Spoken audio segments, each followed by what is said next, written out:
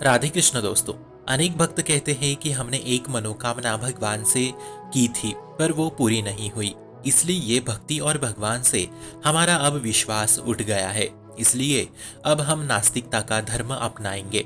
ऐसे में मित्रों, देखो, हम सभी मनुष्य जन अज्ञानी जीव है। हम समझते हैं कि ये भोग भोगने को मिल जाए, ये पद मिल जाए, इतने रुपए मिल जाए, ये स्त्री भोगने को मिल जाए, वो पुरुष भोगने को मिल जाए, यदि ये सब कुछ मिल जाए तो ही प्रभु की हमारे ऊपर अपार कृपा है, ऐसा हम मान बैठे हैं। तो कृपया ऐसी धारणा मत बनाइए। हम सभी मनुष्य जीव बहुत ही अल्प बुद्धि वाले हैं और हमारे प्रीतम श्री कृष्ण ज्ञान के समुद्र है। आप केवल अभी के लाभ के लिए भ्रमात्मक वृत्ति से मांग रहे हैं।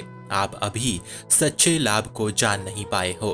तभी हमारे ठाकुर हमारे भूत वर्त भविष्य के सब लाभ को जानने वाले हैं। यकीन मानिए, स्वयं ठाकुर ही सच्चे सुख के दाता है, आनंद के समुद्र है। सिर्फ 2 मिनट के लिए जीवन का सब कुछ दुख दर्द भूल करके अंतर ध्यान होके भजन करो तो देखो तुम्हारी आत्मा कैसे खुशी से नाच उठेगी। इतने सामर्थ्यशाली ठाकुर है। इसलिए यदि आपके मांगने पर भी प्रभु आपको वो चीज नहीं दे रहे हैं तो उस चीज से तुम्हारा अमंगल होने वाला था, इतना समझ लो। इसलिए प्रभु ने वो चीज नहीं दी। पर फिर भी आपको ऐसा लगता है कि अनंत सृष्टि के दाता अगर हमें इतना दे ही देते तो उनका क्या ही बिगड़ जाता। सच्ची मानिए, वो आपको बहुत बहुत ज्यादा कुछ देना चाहते हैं। वो स्वार्थी स्वामी नहीं है कि थोड़ा दे के फुसला दे। सच्ची मान लो, वो बहुत ही कुछ बड़ा करना चाहते हैं आपके साथ। आपने जो मांगा है ना, वो नष्ट होने वाला था, वो बहुत थोड़ा था और वो बहुत दुख देने वाला था। और आपके प्रभु आपको वो चीज देके आपको दुख में नहीं देखना चाहते। इसलिए ठाकुर जी पे विश्वास रखिए, विश्वास को तोड़िए मत। फिर आप देखेंगे कि स्वामी इतना देंगे कि आप नाच पड़ोगे।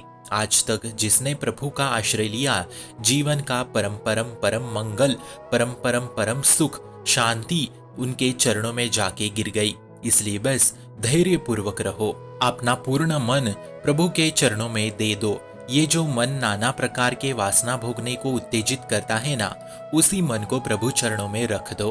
फिर चाहे जो हो जाए वो सब ठाकुर की इच्छा से ही होगा, ऐसी ही धारणा बनाओ। देखिए मित्रों, हमारी दशा आज के समय में बहुत ही दयनीय है। आइए उदाहरण से समझाते हैं आपको। एक छोटा सा बच्चा कुछ भी मिट्टी कंकड़ खिलौने मुंह में डालता है, फिर उसकी माँ आके उसे फटकार लगाती है और उसके हाथ से सब कुछ छीन लेती है। पर तब वो बच्चा बहुत ही ज्यादा रोने लगता है, पर फिर भी माँ उसे वो चीज नहीं देती क्योंकि उसके स्वास्थ्य के लिए वो बहुत ही हानिकारक था। तो मित्रों, ठीक इसी प्रकार हमारी अवस्था हो गई है उस बच्चे की तरह। हम विषय भोग का सेवन करना चाहते हैं, पर हमारे प्रभु जानते हैं कि वो हमारे लिए गलत है, हानिकारक है।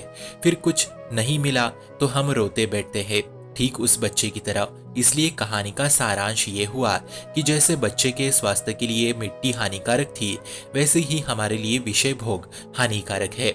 इसे जितना जल्दी आप स्वीकार कर लो, उतना ही आप जीवन में खुश रह लोगे। नारद पुराण में बहुत ही सुंदर वर्णन मिलता है। एक बार नारद जी प्रभु श्री हरि विष्णु के पास जाके कहते हैं कि हे नाथ, हमने जीवन में कभी कुछ आपसे मांगा नहीं है, पर हमारी एक इच्छा रह गई थी। हम शादी करना चाहते थे, पर आपने ये भी होने नहीं दिया। ऐसा क्यों प्रभु?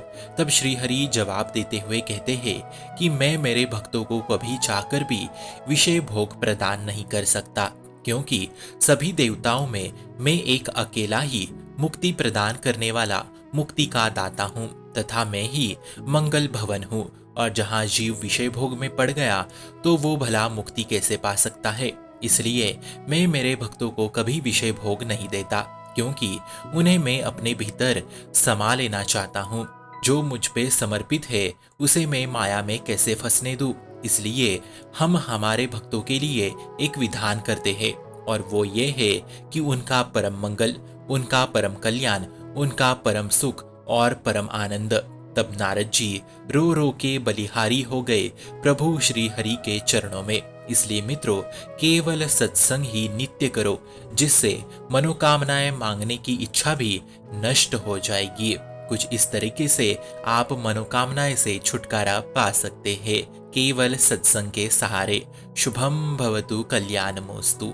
भक्ति का प्रसार करने हेतु इस चैनल को अपने मित्र और परिवार संग शेयर जरूर करें और भक्ति दृढ़ करने हेतु इस चैनल को सब्सक्राइब करना ना भूले। राधे राधे।